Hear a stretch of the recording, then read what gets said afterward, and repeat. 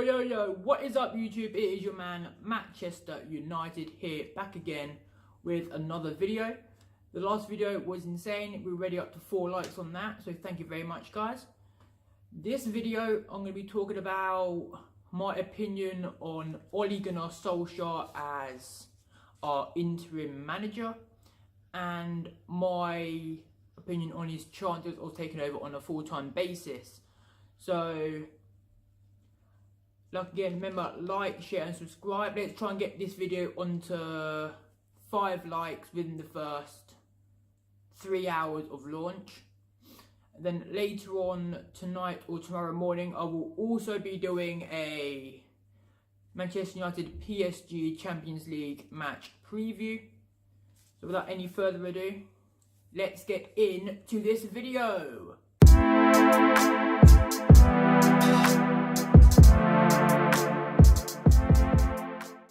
Alright, first of all, what was my opinion on Solskjaer when I found out that he has taken over? Well, first of all, to be honest, I was worrying about it. I didn't know how well it was going to do because he hasn't had any big team managerial experience. The only experience he had in the Premier League was about 9 months in charge of Cardiff in the year when they finished bottom of the league. So according to that managerial record, I wasn't looking forward to it, but obviously he's a United legend. He played under the greatest manager ever to exist in Sir Alex Ferguson. So like I said, I was iffy on the appointment, but he kind of proved me wrong at the moment.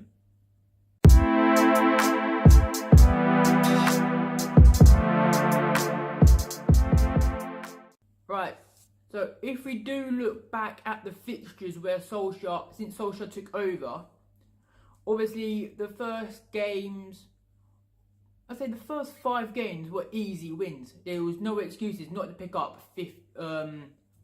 all 12 points and progress into the next round of the FA Cup. We were playing against Cardiff City, struggling in the league. Huddersfield, struggling. Bournemouth, on and off team, they're a dodgy team. Newcastle, they're fighting relegation again. Reading in the FA Cup. So obviously, we were expecting to get the 12 points. Lucky enough, we did get the 12 points. Otherwise, Solskjaer would have had some questions to ask. But then we went into the FA Cup game. Obviously, it was only Reading. So, obviously, Solskjaer admitted the first half the team were poor. He apparently gave them the hairdryer treatment, rolling back the years to the Fergie time. And that did work as we ended up winning 2-0. But then the first big test for Solskjaer was against Tottenham. So, Tottenham game, I watched that. That was a cracking game. We set up perfectly for that game. Obviously, we were going to sit back, hit him on the counter with the likes of Rashford, Lingard, Martial and Pogba. We got that goal thanks to a lovely ball by Pogba setting up Rashford into the far corner.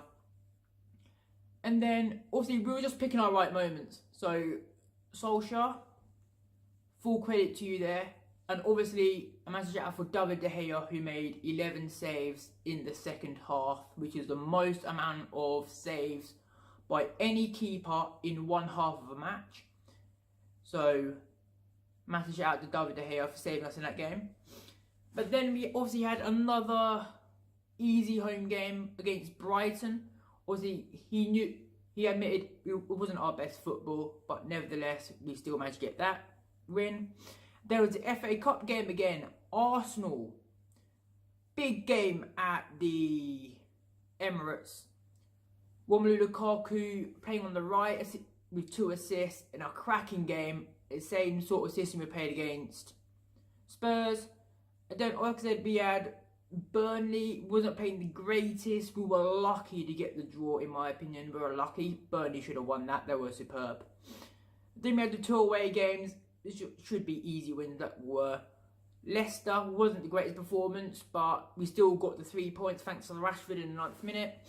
And then last Sunday was a brilliant game against Fulham away, which my preview is already on the channel. where we walked away with a 3-0 win thanks to a double by Paul Pogba and Anthony Martial's solo goal.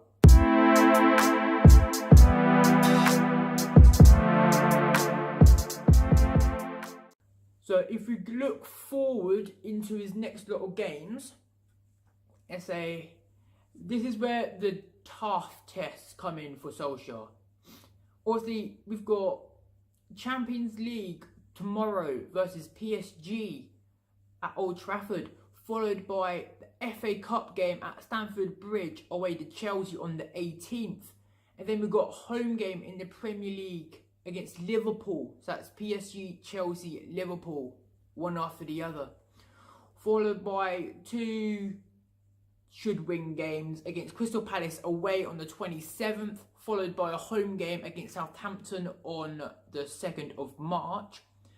And then we've got the second leg in Paris of the Champions League against PSG, followed 4 days later by an away game at the Emirates versus Arsenal.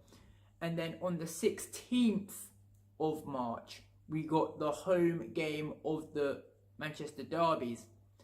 But bearing in mind, if we do beat Chelsea in the FA Cup on 18th of February, to my knowledge, FA Cup quarter final, I believe. Yeah, the quarter final stage is going to be played on that weekend where we have the Manchester derby. So that game could get moved back into April, May time, depending on other fixtures. So out of that, Solskjaer, all I'm going to say is good luck. It's a massive run of fixtures there. Hopefully we can beat Liverpool, because we can't let our rivals beat them. Yeah, it's gonna be a tough, but hopefully Solskjaer by that sort of time will get enough of his messages across to the team, make them perform to their max. To be fair, I don't mind losing as long as we do play good football. If we lose and we play shit, then I've got a bit of an issue.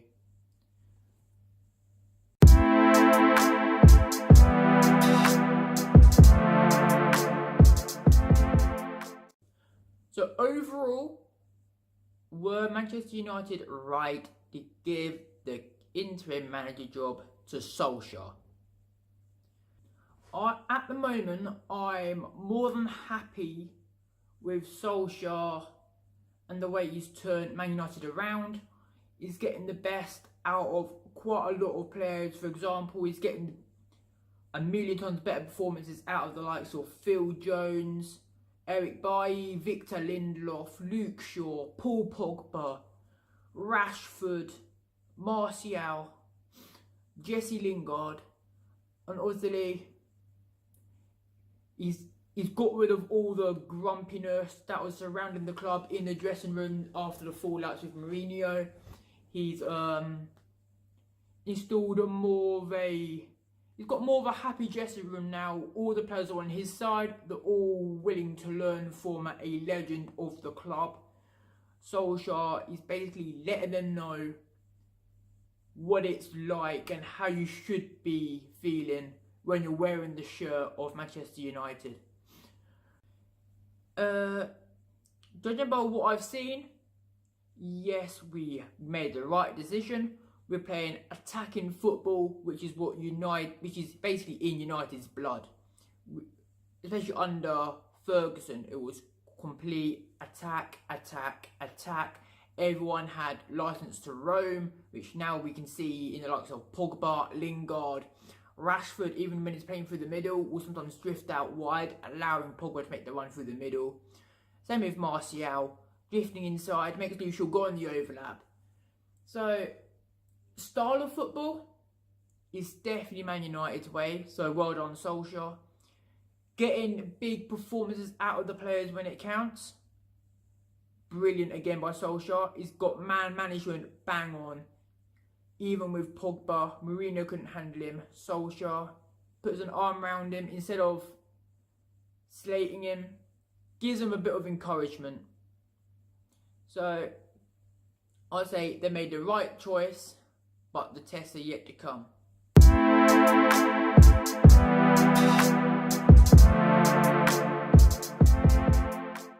Do I reckon that Solskjaer will get the job on a permanent basis? Or if not, who will get the job? From what I've seen at the moment, I say at the moment it is too early to say. I say come the end of March, we'll get a more of a clearer idea. I reckon it does depend on how we do in the next month's fixtures with the PSG games, the Chelseas, the Liverpools, the Arsenals, the Cities. If he gets a decent amount of points there and we're still around the top 4, then yes, definitely go for it. Give him the backing in the summer transfer window to sign players that he feels will fit the United philosophy, and then see where we go from there. Failing that, if he doesn't, I would love to see either Zinedine Zidane or Mauricio Pochettino. Obviously, Pochettino, great knowledge of Premier League, likes bringing through the youngsters, which is one of United's philosophies. For example, back in the class of '92, Fergie was bringing through the Neville brothers, Giggs, Butt, Beckham. He was bringing through all the young players, turn them into superstars. And then, on the other hand, if we went for Zinedine Zidane, he knows how to manage a big team. Obviously, he won back-to-back Champions League trophies with Real Madrid. What bigger trophies can you win as a manager in Europe, but not just win it one time, not the twice, but 3 years in a row?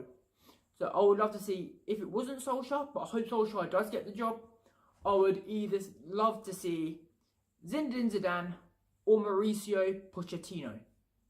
There we go, guys. That is the end of this video. Thank you guys for watching. Make sure, like I said, please like, share, and if you are new here and you like the content, make sure you click that subscribe button and hit the bell notification so you know when there's more videos coming out. So once this video is edited, I will be starting to film and record my Champions League match preview, and hopefully that will be out either late tonight or around about 9 AM tomorrow morning. So guys, thanks for your support. Peace!